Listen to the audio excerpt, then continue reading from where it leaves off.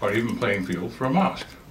Right. Because the sanctuary is the main prayer room limited to only men. To apply that formula appropriately, you ought to include not only the prayer room for the men, but where the women and children are that have been kept separate.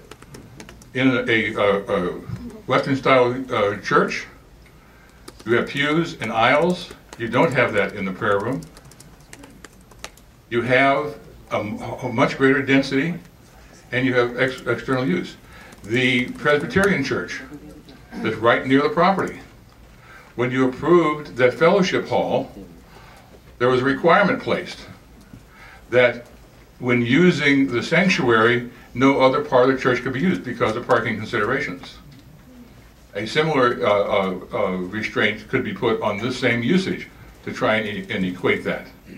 But I think you seriously have to look at the issue of parking not being just formulaic. Sorry, Thank you. Okay, great, thank you. Okay, great, thank you.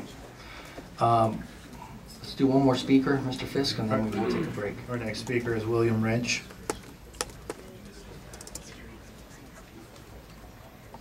Nice to be able to follow Chris Kringle.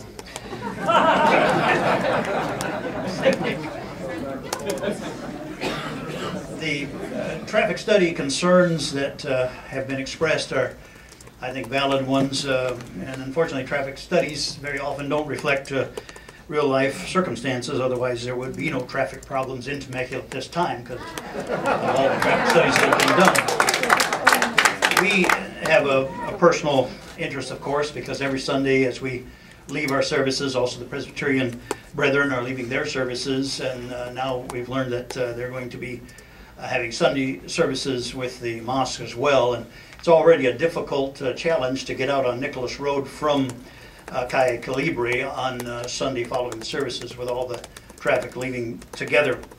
So that's a great concern. And another issue that I'm concerned with was the city forbade us to have an access on Nicholas Road when we requested it when we built, although I see they're allowing one for the mosque. So I'm concerned about that, and I wonder if the rules that were given to us are not being changed for the mosque facility. So I'm concerned with that. And also, I have no personal animosity against Mr. Hamouche, and we've met and talked one-on-one a couple of times and have been interviewed and so on. And I certainly have no personal animosity or hatred for him or any of his congregation. But I have asked him publicly and privately to renounce, to condemn terrorist groups such as Hezbollah and Hamas and Al-Qaeda. And for whatever reason, he has declined to do that.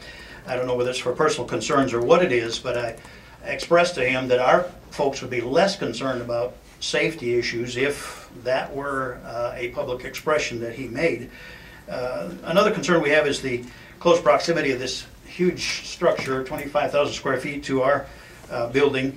Although our footprint is close to it, 22,000 square feet, our buildings are spread out a much larger area than this building would have to be, and it's about 25 or so feet from our church building at 43 feet height, and our church building where in that area is about 16 feet high to the top of the roof where it is. So it'd be looming over our facility quite high. Sir, you're in the yellow zone. And so my last concern is our pro-Israel position, and obviously the Islamics don't have that position, so there's be a built-in controversy there.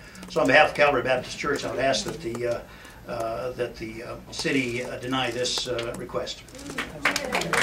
Thank you. Okay, with that, it's 7:01.